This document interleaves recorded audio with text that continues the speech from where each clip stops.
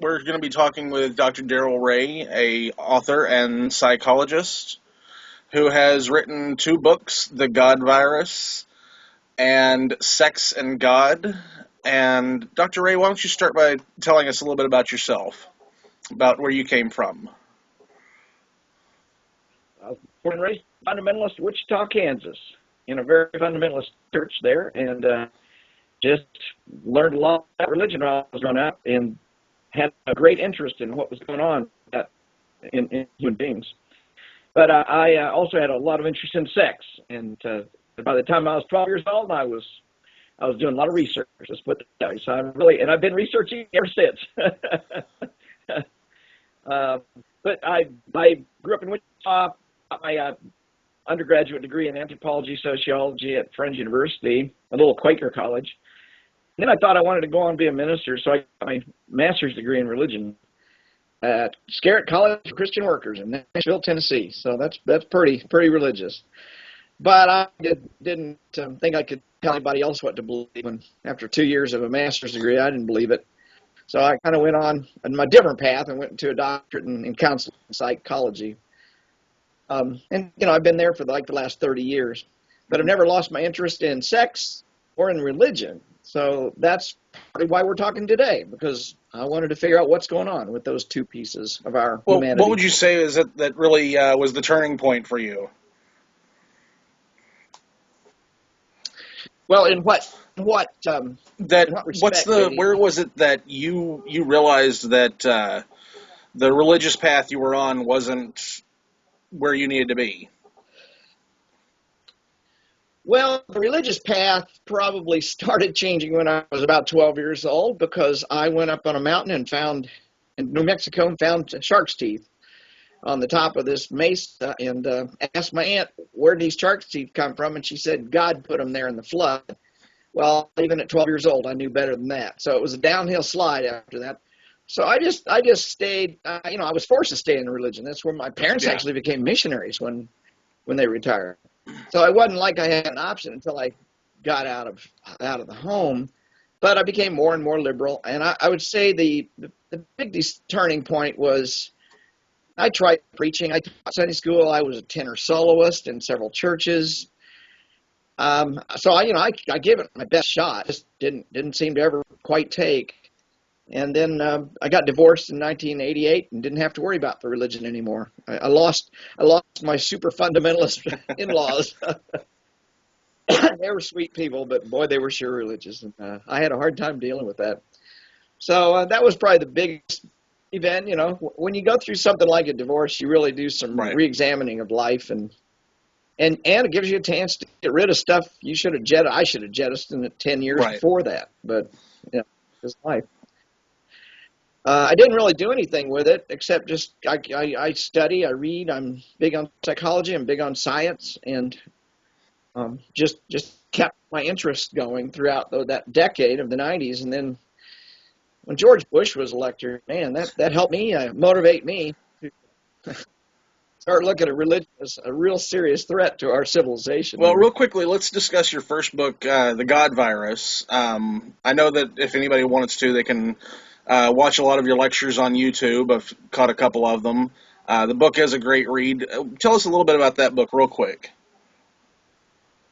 Well, actually, it's my third book, because I published two books in my previous life as a psychologist or an organizational psychologist. So, but the God Virus it takes its signal from Richard Dawkins' idea of the viruses of the mind. He wrote that essay about 20 years ago, and I read that essay and thought, dang, that's a very good idea to understand religion.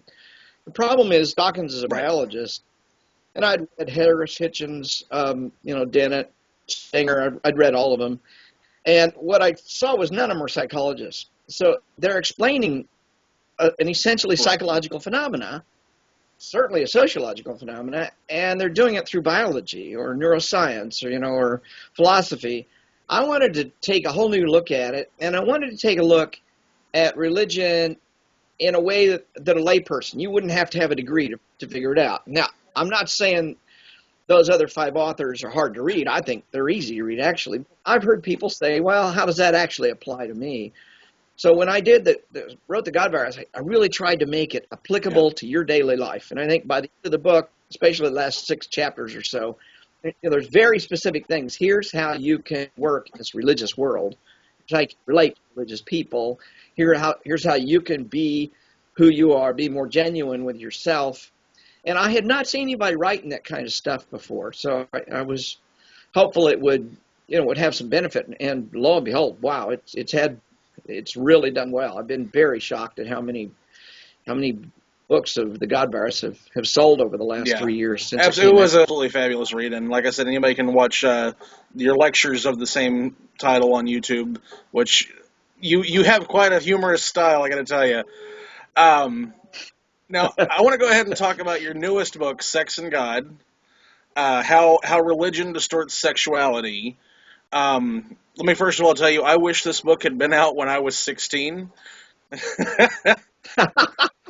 I have learned more about sex in just the last couple of weeks reading that book than I think any high school program has ever created. There you go.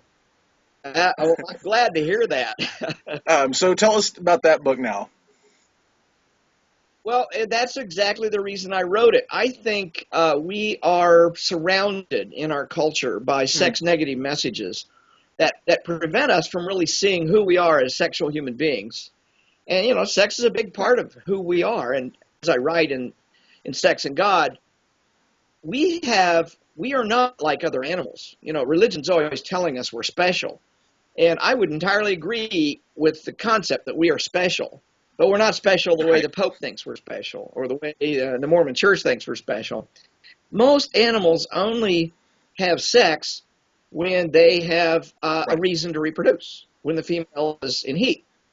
Humans do not behave like that. We can have sex any time we want to. And females of our species even hide their estrus. You can't look at a human female and tell if she's in heat or not, whether she's receptive. So something is going on there. And, I spent a lot of time exploring these different areas and why humans behave like this. And we find some hints in other animals. For example, in the bonobos. Bonobos have breasts like humans have breasts. There's no other animals have breasts in the way that we do. They hide their estrus, just like we hide our estrus. And that's different. So bonobos and humans have similar strategies, similar body strategies, but that's different than the chimps or the gorillas, who are very closely related to us.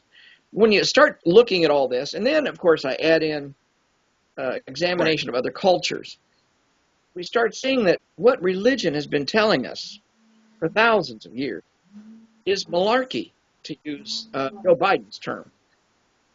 That's a bad joke, okay? Well, actually, since you were talking about the bonobos, I was absolutely fascinated by that when I was reading that chapter on them. And I know that there are 1,500 species known to have various forms of homosexuality, bisexuality that exist within them. But fascinatingly enough, it seems the bonobos are almost entirely bisexual. Is that overstating it? No, that's exactly right. There actually may be more female-to-female sex than there is any other combination among the bonobos. Frans de Waal has written several good books around primates and bonobos especially, and he pretty much reports that. Part of that is in the way the bonobo society is structured. It's very different. A bonobo looks really a lot like a chimpanzee. And for a century, they thought the two were the same, even though the bonobos were called pygmy chimps because they were about 10% smaller than chimps. But now we know genetically they're as different from each other as we are from them. So, there's some genetic differences there. But the bonobos are a matriarchal species. The females run the show. And the way it creates a positive structure for them is that you get a committee of 2 or 3 or females all bonding, and then they rule the roost. They make sure everybody stays in line. And even though the females are slightly smaller than the males, If a male gets out of line, these three females will jump on him and, let him know who's boss. So, but violence is really rare among bonobos. The funny thing about bonobos is when there is violence, to get in a fight, just like any human would do, first thing they do when the fight's over is have sex. If there's a stressful event comes by, like a tiger walks through the forest and they're hiding. When the danger is gone, they have sex, and it's almost any combination of sex. They use sex for stress relief, and they use sex for recreation. They use stress for bonding.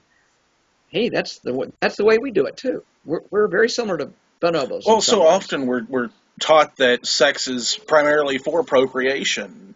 And, I mean, looking at the bonobos and humans especially, it's obviously more than just procreation. And you mentioned stress relief. And bonding. Bonding is probably the most important purpose. We have repurposed. In my talks, I ask people, how many of you have typed on a computer with your hands today? And, most people raise their hand. And then, I can say, well, your hands did not evolve to type on typewriters or computers. You have repurposed your hands for that, to use that tool. Same thing has happened in sex for our species and for the bonobos. We have repurposed sex away from procreation towards bonding, because we're a social species and we need to have tight bonds in order to be successful, fight against the world and overcome, challenges in our physical environment for sure. So that's what's going on there. We've got a lot of bonding going on. For your viewers or listeners, you can think you probably have 10,000 sex acts for every live birth.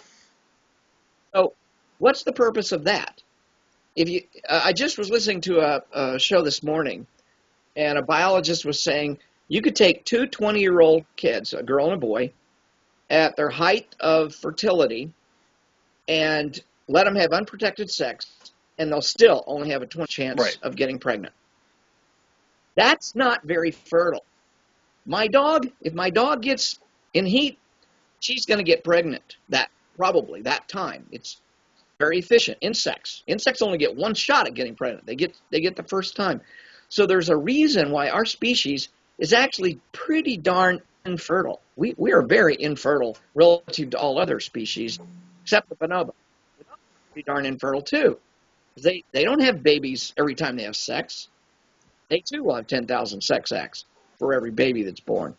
Now we have to also include masturbation and sex acts that are with the same sex. You put all those things together, and there's easily probably 10,000 sex acts among most adult, most, especially on 13-year-old basis. All right. Well, I want to get into something that you talk about, especially in Sex and God, about the guilt cycle. Real quickly, can you explain what you call the guilt cycle to us? Yeah, it's a concept I came up with to understand how religion keeps our brains infected with a specific religion. It's very simple. You are taught when you're a child to be guilty about something. Here's the rule: don't put your hand in the cookie jar. If you put your hand in the cookie jar, you get it slapped. Mom says, don't do that again. So you don't until tomorrow, and you think how good those cookies sure tasted. So then she's not looking. You put your hand in the cookie jar and get a cookie, and tastes really great. But then you have this twinge, and that twinge is something we call guilt. It's the difference between Mom's rule over here and me breaking the rule, my behavior. So rule, behavior, and the gap is what we call in lay terms guilt, or in psychological terms cognitive dissonance. We have to get rid of this dissonance. It's a tension inside of our minds, and so a cookie is no big deal. You're not going to go crazy over that. But then transfer this to religion. Religion comes along and says, oh, but we're going to teach you the rules. We're going to teach you what to be guilty of. For example, nobody is born with a guilt complex around masturbation. We know that babies in the womb even masturbate, touch themselves. Certainly infants. I mean, I've had 2 kids. I know what kids can do when they're infants. So there's no guilt there until you're taught. So the Catholic Church comes along and says, we're going to teach you how to be guilty about masturbation. We're going to tell you that you're going to go to hell, you're going to die, you're going to burn in hell forever, you're going to get punished if you touch yourself. And we're going to beat that and beat that and beat that in your head. Well, the fact is you're going to do it anyway. Right. I mean, we're humans. We're biological. But now we're infected with an idea back to Catholicism. So it's a cycle that brings us back to the religion. And here's the proof. Have you ever heard a Catholic confess their sins to a Baptist minister? You ever heard a Baptist confess their sins to a Muslim imam? It doesn't work that way. You only come back to the place you got the disease from in the first place. The guilt cycle just brings you back to your particular religion. That's why guilt is so important to religions. But more importantly, sexual guilt, which is, of course, of our interest here today, because sexual guilt is guaranteed. You're going to do something sexual. Even thinking about another person sexually is a sin, according to this guy Jesus. But you put these away to escape being condemned, and then you got to come to this particular religion to get forgiveness, get rid of that cognitive dissonance. Well, now, you even cite in your book that, Christian religion specifically teaches us that we're not supposed to have sex outside of marriage, but you cite a 2006 study that says that 95% of Americans have had extramarital sex either before or after they have been married. Yeah, right. And look at Dsouza just this week. I don't know if you remember that quote in my book by Christopher Hitchens on. Mind if I read that? I think I can find it pretty quick. Yeah, I've got it right here. So I think this sums it up. Dsouza here has been out preaching against immorality and people getting divorced and people having sex outside of marriage, and he's president of the most conservative colleges associated with Campus Crusade for Christ, and he gets caught with a so-called fiance in Florida this last week.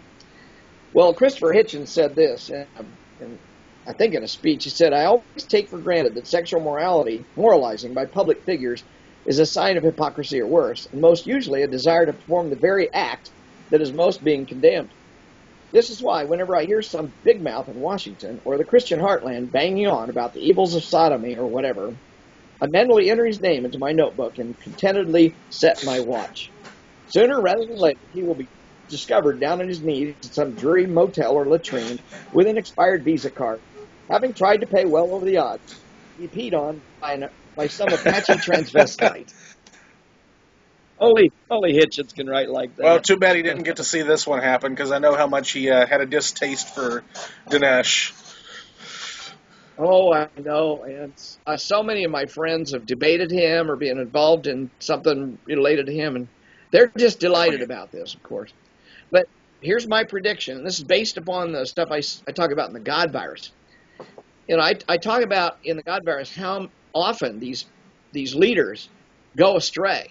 But there's always a get-out-of-jail-free card for Christians. You just have to pray enough. You have to get the blessing that you've been forgiven by somebody. And, of course, with Dinesh Dsouza, you're going to have to write a book.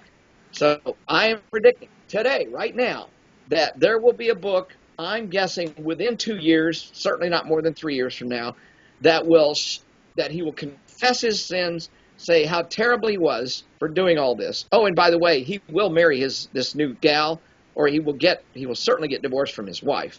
Whether he marries this new gal or not, I don't know. So I'm making some, predictions like my crystal ball here. I'll tell you this, JD. I made exactly the same prediction around Ted Haggard. You remember Ted Haggard? Oh, with yeah. the male prostitute in Denver. I told all my friends, Ted will be back. I give him 2 to 2.5 years to be back. He will start another church, and he will start his rise back up.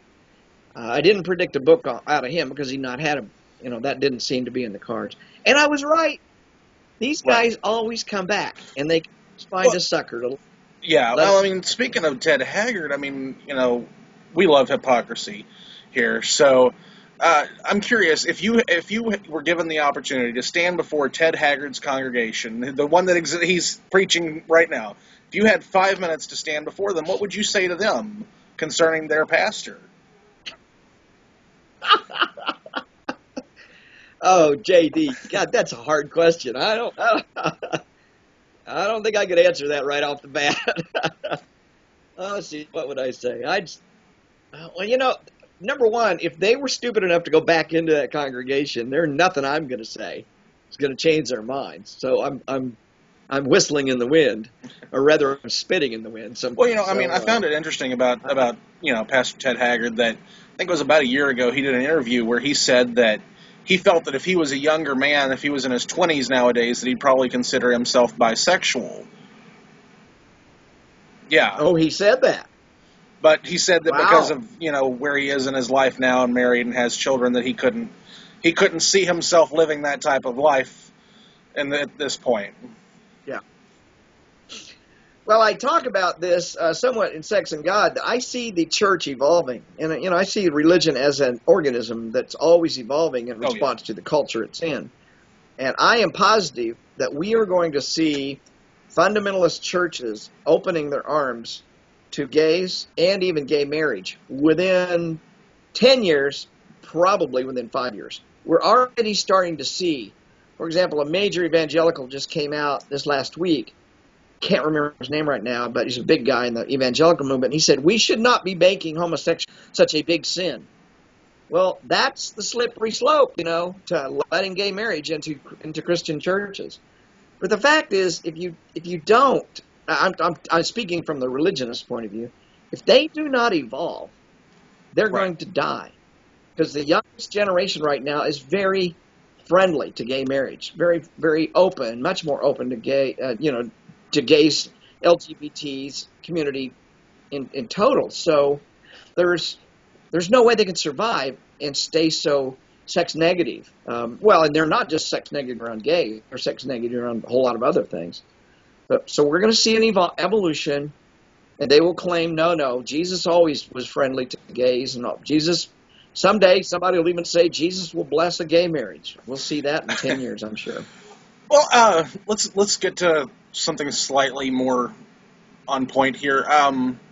Going back to the guilt cycle, we see a lot of situations in the LGBT community as far as guilt goes, a lot of self-hate, and thankfully in the last year or so it's gone down, but there's been a lot of suicide by young LGBT, 18, 19, 20-year-olds. And, like I said, thankfully that's gone down. We've seen a slight decline.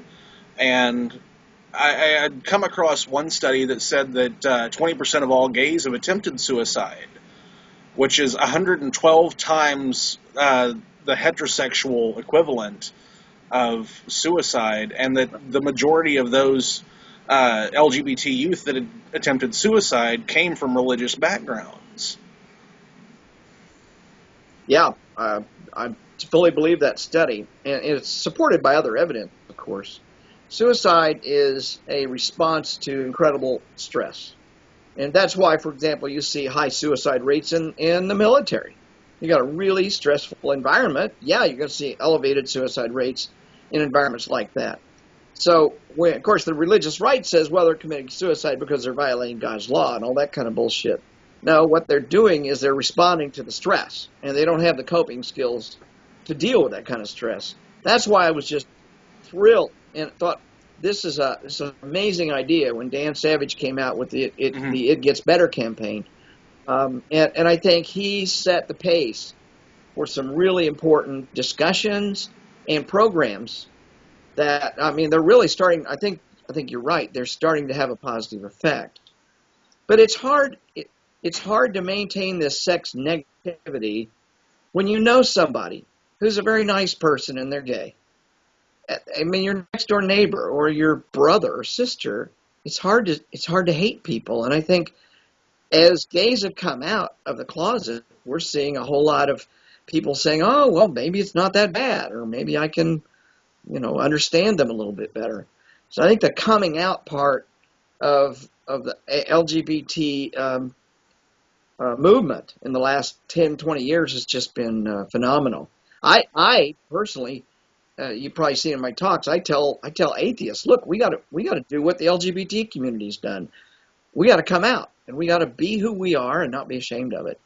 I am so thrilled with that part of the LGBT movement, because what they have said, and I'm not gay myself, but what they have said as a movement is, we're no longer going to feel guilty, we're not going to feel shame, and we're not going to let you shame us either.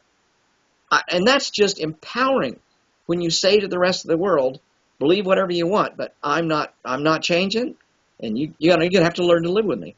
I think that's great. It's a good model for the secular community, religionists, and Right. be who we are. Well, going back to the guilt cycle, if you were talking to, say, a 17-year-old, gay boy or lesbian who was contemplating suicide because, say, their family or their church family wasn't accepting them, I mean, what would you say to someone like that? Well, of course, that's a difficult thing to do. First of all, as a psychologist, I'd have to get them to come and talk to them. That's pretty difficult. I think there's one of the key resources, the first resources you always look for is some kind of peer support.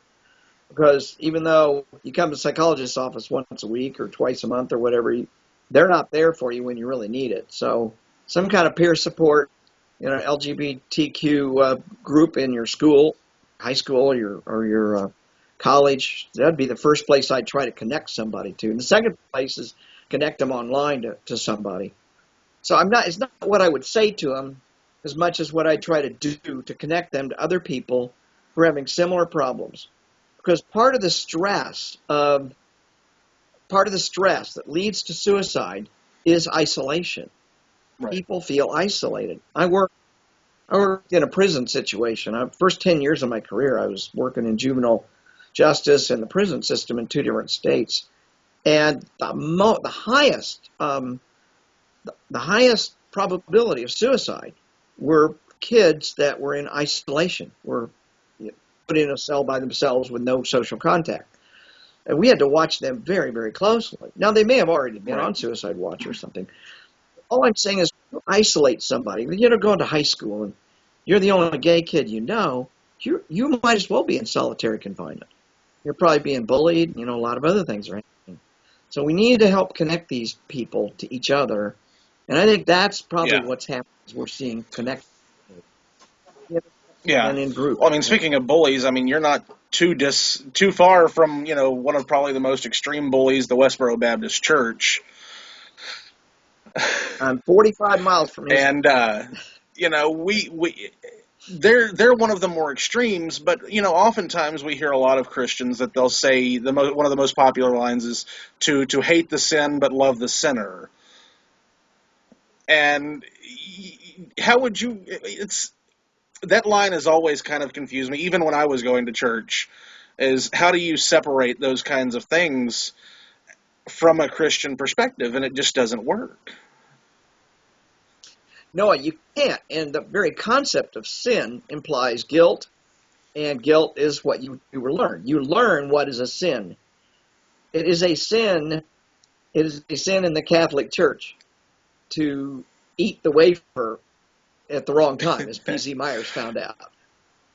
It's not a sin to me. It's not a sin to a Baptist. It's a sin to a Catholic.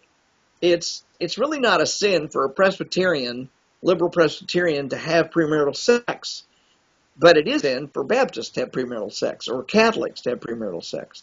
So you can see, and it is a sin for a Muslim woman to have sex at all before marriage. She can be stoned to death or decapitated, So every one of these religions has its own guilt pattern, and that's often expressed as sin. Get rid of the guilt, get rid of the sin concept, and then we can start talking about ethics. What's ethical?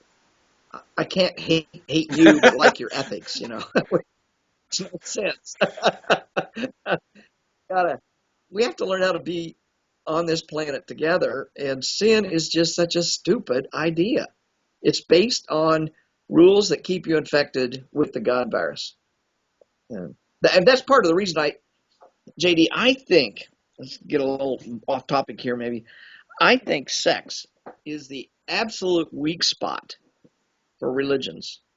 If we can attack religion at the level of sexuality, we're hitting religion where it hurts the most. You can debate all day whether you like God, you think God exists or not. You're not going to get anywhere. But if you just look a Baptist minister in the face and say, "I masturbate, don't you?"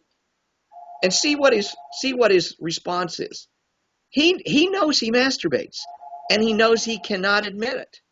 So, in other words, you've just made him lie. He knows it's a lie, but all of religion is a lie around sexuality. So that's a big part of why I wrote Sex and God is we should be calling religionists out on their lies, and they've got tons of lies. As friend Ted Haggard is. Well, now, have you had a chance to actually look at any of the reparative therapy, which, of course, just this, what it was about a week and a half ago, California banned reparative therapy for those under 18. Yeah. Great. I'm glad to see them doing that. I mean, that's psychological basis for it. The American Psychiatric Association threw out homosexuality as a mental illness 30, 40 years ago. It just yeah, right, 1973. Yeah, right. So I remember it. I was in my first graduate work in seminary at the time. So it's just crazy that there's nothing to repair.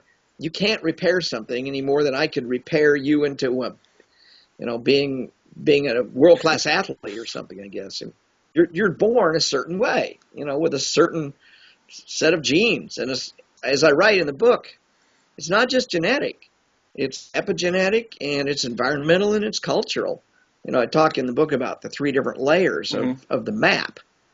And we have a sexual map, and it's right inside of us. And that map is unique. I mean, your map is totally unique, different from my map. And there's no 2 humans on this planet that have identical sexual maps. Even identical twins will not have identical maps because they're exposed.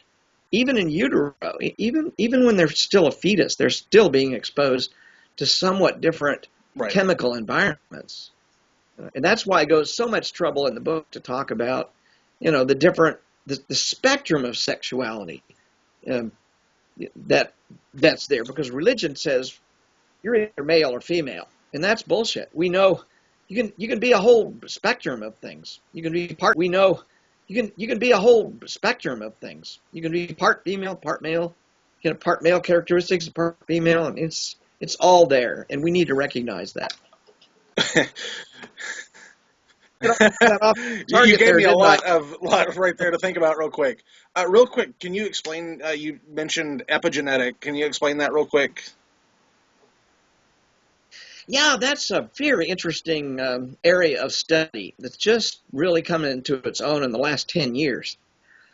It's what happens to genes after the egg and the sperm join up, to use basic, simple biological terminology. Once those genes are locked together, the genes themselves aren't going to change. But there's on and off switches. There's ways that those genes have to be turned on and turned off. I mean, the genes for your fingers, you want them to turn off after 5. Well, there's people that have 6 and 7 fingers or toes, so their genes didn't turn off properly. Well, we know that if a woman smokes, if a woman drinks, if there's chemicals in the environment, sometimes those can impact the on-off switches of the genes and how they function, how they express themselves. And that can lead to mostly bad things, but it can lead to a wide spectrum of things. There's some great experiments in mice where they exposed female fetal mice to high loads of testosterone. Lo and behold, the mice become males. So that if you take male mice and you expose them to high levels of estrogen and and make testosterone unavailable to them, so their bodies can't process it, male baby mice will turn into females. Actually, the default position in most mammals is females. So it requires testosterone to create a male. If there's no testosterone, you will end up with a female. Even a female that has an X and a Y chromosome. That's interesting. Is it possible to be a female and still have an XY chromosome? Well, there's a phenomena in humans called androgen insensitivity syndrome.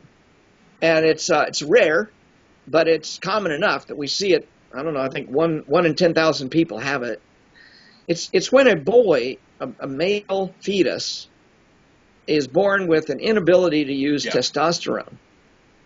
Just like I said earlier, you have to have testosterone in order to make a male. So if you're born with a genetic inability to use testosterone, then your body's just going to throw it away or ignore it. Well, the default position is female. So people have what's called complete androgen insensitive syndrome, grow up to you and I, to look like extremely feminine women. And yet they have an X and a Y chromosome. Now that's pretty amazing, I think. There's people walking around, you may know one, they're a male with XY chromosomes, and yet they're often said to be ultra feminine. Their facial features are ultra feminine, their breasts are ultra feminine, their hips, everything is ultra feminine, because all they've had is exposure to estrogen or not testosterone.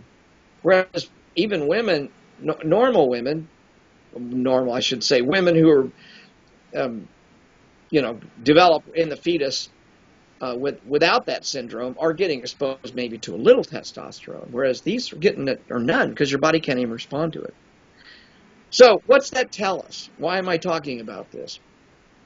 Because this demonstrates that a little change in the chemistry of the fetus, the fetal environment, can have enormous consequences on us as human beings.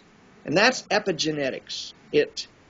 If we put a chemical into the fetus that interrupted testosterone, then we would see a different person come out than what we would expect, whether male or female, probably. And there's all sorts of these things. I mean, there's people born with genitalia that are confused, so to speak. That's what they used to call them. And religion just ignores this idea. But if you take, of course, I'm talking about the extremes out here. If you take it a little bit less, there's a lot of research that shows that women who have many boys, for the farther down the line the boy gets, the greater the likelihood the boy's going to be homosexual. And that's pretty solid evidence. It's been around for about 5 or 10 years now. So a woman that has 5 boys, the 5th boy is far more likely to grow up to be homosexual than the 1st, 2nd, or 3rd boy is. Yeah, I've seen research before. Yeah, right. So there's something going on there, and in animal models, we've seen that it's like the mother becomes better and better at fighting against the testosterone, because a baby boy is kind of an enemy. It's like a parasite inside of the mother in the fetus. So the mother has to combat this testosterone that her body does not want, and she locks it down. Evidently, the more boys she has, the better she gets at defending herself against it. So that just tells us that there's more epigenetic stuff going on that's not locked into the genes, but it's not got anything to do with culture either. It's somewhere in between.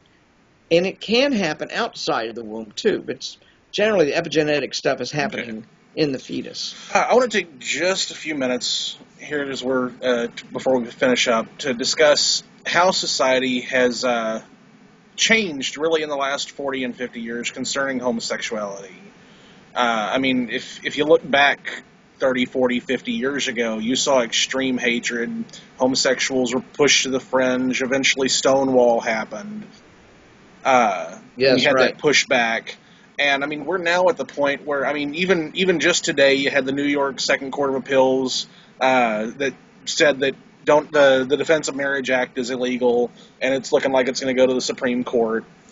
How would you possibly explain that shift as far as the view on on homosexuality over the last 40 years or so? Well, I think it's probably a tipping point. I think we've gotten to a tipping point in our culture. We oftentimes see that. We saw a tipping point Mm, in civil rights. Probably happened somewhere around it probably happened after the Supreme Court decision in 1956, I believe it was, the right. desegregation order by the Supreme Court. But these things don't happen just because of a court decision. Court decisions may come before it or may be part of it, but I think there's a tipping point, and the tipping point is happening. I think my thought is it's the internet that's really helping more than anything else. I mean, you and I are talking. We're separated by Right. almost 1,000 miles.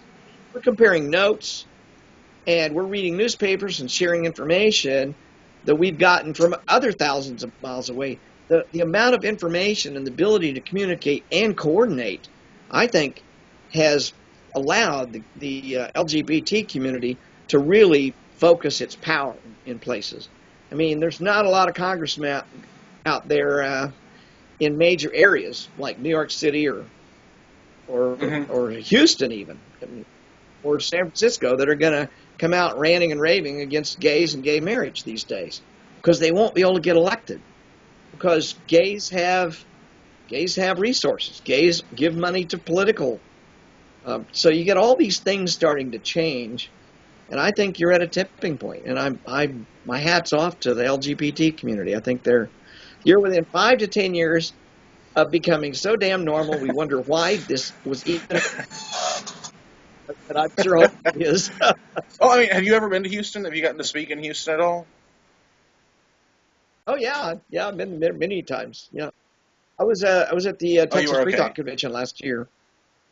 Yeah, I spoke there on my sex research. I talk about that. I believe it's in Hmm. chapter 16 of Sex and God. Yeah, I mean, you know that we do have a openly lesbian mayor here in Houston. Uh, That's don't always agree with her politics, but that's a little bit of an advantage there. But another thing about Houston, I'm not sure if you're aware of it. As far as the top churches in America, we have the two largest here in Houston. Oh, well, you know oh, I didn't know Lakewood, that. Joel Osteen, and the second one Oh is yeah. Second Baptist with Ed Young. Oh okay. I didn't Yeah, realize they were the yeah. two biggest. Wow. Well, bless you. Yeah, Please keep them there. I'm not sure we want to keep them too much longer. Uh, but yeah, Well, we have Westboro Baptist Church here, so I'll trade you actually, any on that day. thought, maybe you can keep them up there. um, but anyways, going back to the whole shift as far as views on LGBT culture.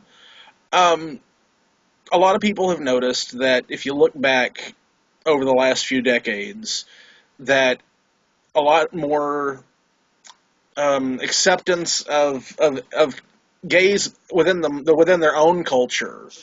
Uh, I wasn't obviously I wasn't there 40 years ago when with things like Harvey Right, Milk. I mean, right. I was. I mean, I and remember it. we even just earlier this week was the anniversary of Matthew Shepard being murdered. Uh, Yeah, so I yeah. mean, we know that it still happens, but it's gone away a lot, and we're not, if it's still happening, we're not seeing it nearly as much. I mean, I know that we've had a couple of cases this past year, but I'm glad that you see things getting more positive. Well, then again, I'm not in the center of that community, so I could be off base totally. I don't want to come off as knowing I more than I really understand. No, do. it's that I've learned so much from your book. It is absolutely fascinating what you've had to say about sex in general. Um, and just what you cover about homosexuality amongst uh, religion is absolutely fascinating. I mean, you don't have a whole lot in your book, but you do mention it a few times, and Yeah. Yeah. I think homosexuality is a direct challenge to almost all the major religions, even Buddhism. Buddhism does not approve. The Dalai Lama does not Right. approve of homosexuality. So if we, I think people who are, and this is Darrel speaking, people who are true to themselves about their sexuality are going to have a hell of a hard time staying religious. And I think that's why we see such a good alliance, for example, between the LGBT community and the secular atheist community. We both think religion screws people up. And that's why I wrote the book. I think it screws people up. And I think it's really had a huge impact on gay people, because they are told from the day they act different that they are going to hell. And so it creates a lot of self-hatred, it's self-loathing, guilt around who they are and their behavior. And it's almost impossible to get away from it, because it's really, I talk about in the book shame, the concept of shame. It's really more shame-based, the way religion teaches and treats homosexuality. So shame is a far more insidious emotion than guilt is. And I think what we're seeing is the LGBT community has said, we're not going to be shamed anymore. We're moving away from that. And they're not letting religion shame them. And what religious LGBT people I know go to metropolitan, churches in various cities, and they're very gay. Obviously, they're very sex friendly, but they're basically saying, we're going to stay religious. We're not going to be sex negative.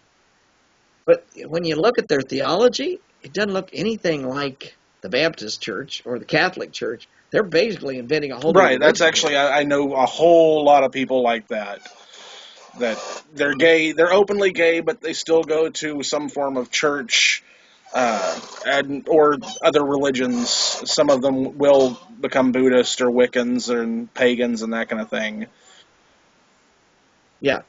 Well, Wicca and pagan are very sex positive. I mean, you almost can't disagree with that. I mean, I'm not into the supernatural stuff, but at least they're friendly and not, sex negative. Exactly. Well, if anybody, I'm looking at your website right now, recoveringfromreligion.org. Well, that's the organization I started. If they want the book, they can go to ipcpress.com, and I sign any books that come from that website. Or they can go to Amazon, of course. They can get it at Amazon. I'm happy to say that on November 7th, at least that's the date I've got right now, my God Virus will be available on audible.com. Audible books will come out on November 7th. So I'm happy to hear. Been too long, and we'll probably bring Sex and God is available on hard copy and Kindle, and it'll probably be available early next year in Audible as well. Takes a little while. Yeah, I've got it on my tablet. That's how I was reading it. Yeah. Well, do let one of the problems that I've faced after, if I could take a minute on that, when I published the God Virus, I had so many people saying, I need some help, I need a place to go, I'm leaving religion, I don't know anybody to talk to. So I started this organization, Recovering from Religion, that you're looking at the website, and we now have a huge organization with about 150 meetings all over the United States. And these are people that come together once a month to talk about the problems, the trauma, the difficulties of leaving your religion. And we have ex-Mormons, ex-Baptists, ex-Catholics, ex-Muslims all coming together. And, when you get 5 or 10 people in a room talking about that, the light bulbs start coming on, and they say, wow, you're a Catholic, and you had the same problem I had, and I'm a Baptist. And then you get the gay person who tells everybody how persecuted they were by their own religion, by their own family, and they were disowned. And you get all these kinds of discussions going. It's very cathartic. It's almost like Alcoholics Anonymous for people leaving religion, except you don't need to go for the rest of your life like they do in AA. But I do want people to get online and look at it. Recovering from Religion. We're a 501c3. We can accept donations. Jerry DeWitt is the executive director. I'm the chairman of the board. Jerry's the executive director, and he's the first graduate of the Clergy Project. Right. If you're familiar with the Clergy Project.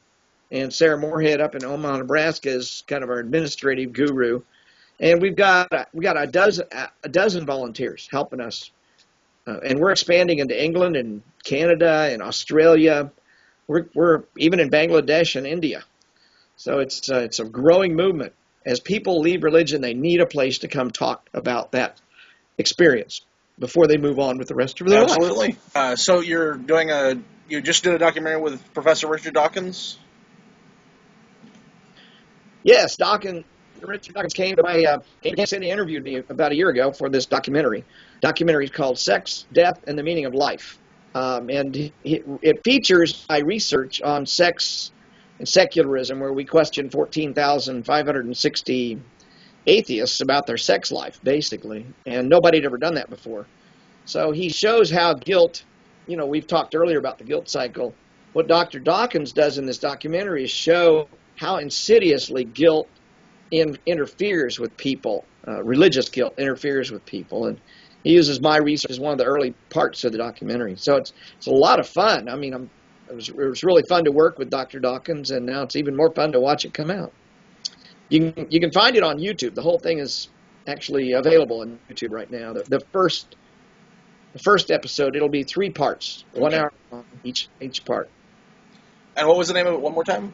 Sex, Death, and the Meaning of Life. All right, which we know the answer, that's 42.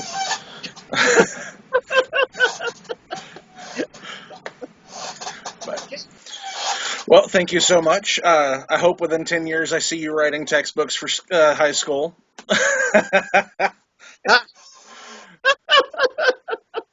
Well, I've had a lot of people say this book ought to be required in college. I don't think I've had anybody say high school yet. I don't know. I know a lot of people when I was, between 16 and 18 who had a lot of misconceptions about sexuality. A lot of it coming from church. Right. I'll tell you this real quick. I actually remember when I was 13 years old, my parents, we didn't talk about sex at home. They sent me off to go to a 2-day thing at church called True Love Waits. And the only moment of that entire weekend that stands out in my mind was that the preacher had a Barbie doll and a Ken doll. Hang on. And he takes and he puts them down in Barbie's little pink Corvette, and they start rubbing on each other, and then Barbie's hair goes up in flames. He was explaining that sexuality, that having sex outside of marriage would apparently cause Barbie's hair to burn up and she would melt. And yeah, like I said, I know a lot of people who had a background like that misconceptions got started early on, and it's necessary to learn the truth of science in this case.